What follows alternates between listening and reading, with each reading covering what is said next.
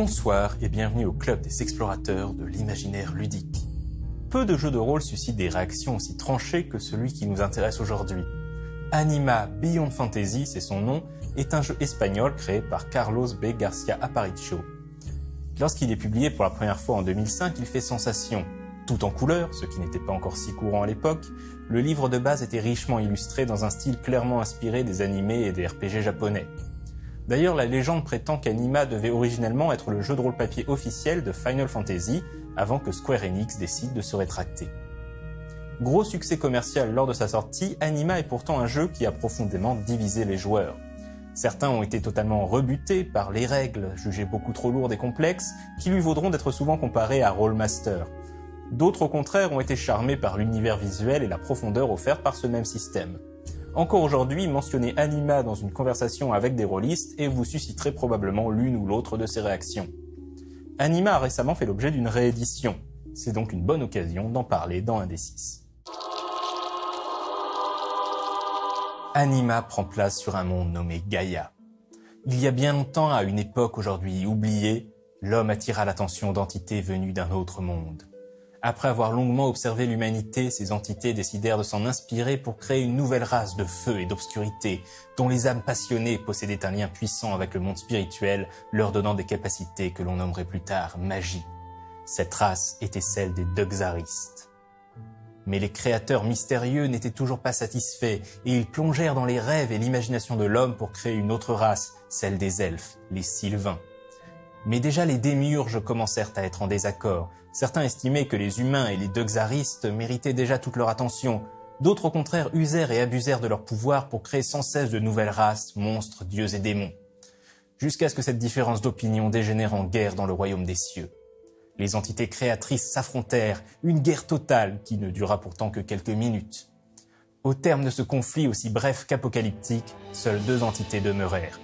Ciel, la Dame de Lumière, et Gaïra, le Seigneur Obscur.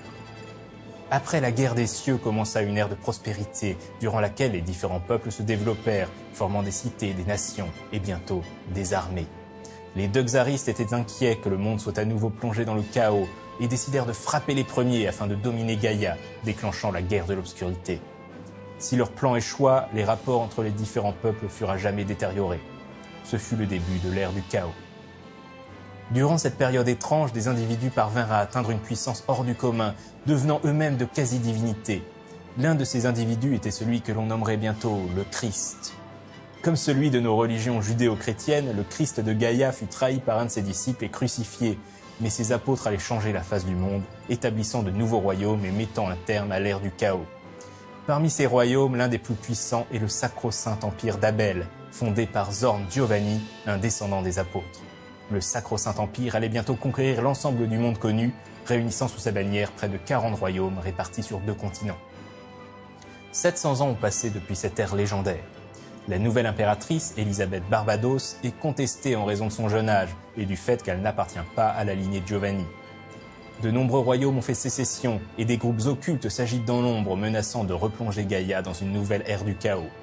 On raconte qu'il existerait d'autres continents, et les forces surnaturelles de la lumière et de l'obscurité continuent de se livrer une guerre secrète, manipulant le monde des hommes pour accomplir des buts mystérieux.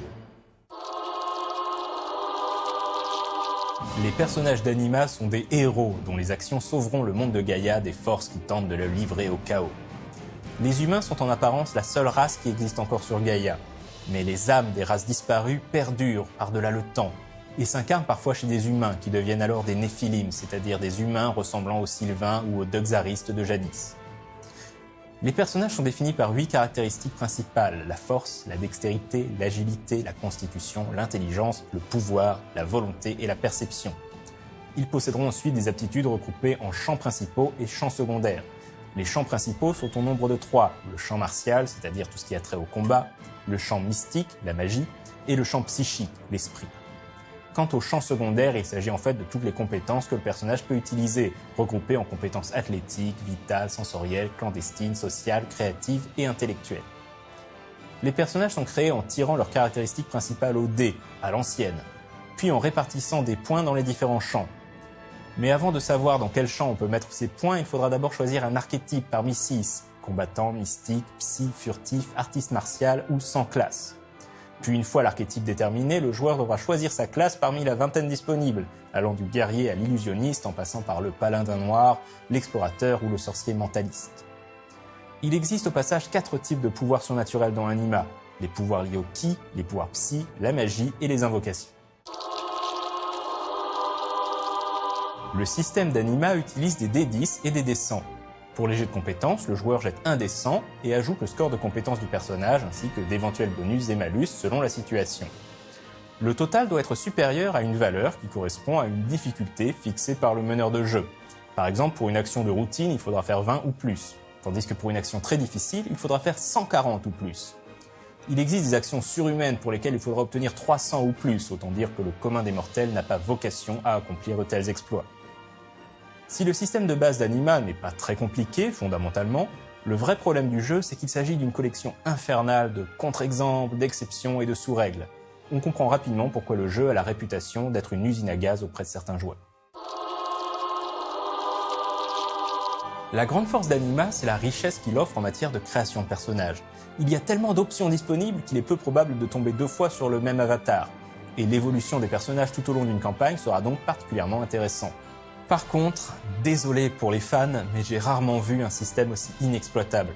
Pas nécessairement au niveau de ses mécaniques, qui sont relativement correctes, mais de sa présentation. On sent que les règles ont été écrites de manière empirique, en rajoutant sans cesse de nouvelles choses par-dessus les systèmes existants, sans vraie vision d'ensemble ni logique globale.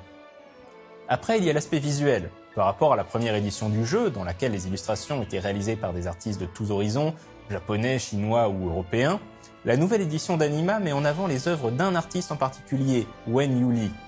Un illustrateur doué, aucun doute là-dessus, mais qui a tendance à surcharger ses créations à grand renfort de textures et autres effets Photoshop. On frôle le rococo et même parfois le kitsch. Parfois, un peu de sobriété ne fait pas de mal. Quant à l'univers de Gaïa, il reflète lui aussi ce style foisonnant, mais aussi très confus, dans lequel se télescopent high fantasy à la Tolkien, folklore asiatique, poncif du JRPG et mythes bibliques. Le résumé assez indigeste présent dans le livre de base vend à mon avis assez mal ce cadre de jeu, qui a le mérite d'être plutôt fidèle aux mélanges improbables qu'on peut trouver dans les RPG japonais. Bref, vous l'aurez compris, je n'ai pas trop accroché à ce jeu. Mais peut-être que ce sera votre cas et qu'Anima vous donnera beaucoup de plaisir autour de la table. Il semble après tout que ce soit le cas pour de nombreux joueurs. Quant à moi, je vous dis à dans 2 semaines, et d'ici là, jouez bien.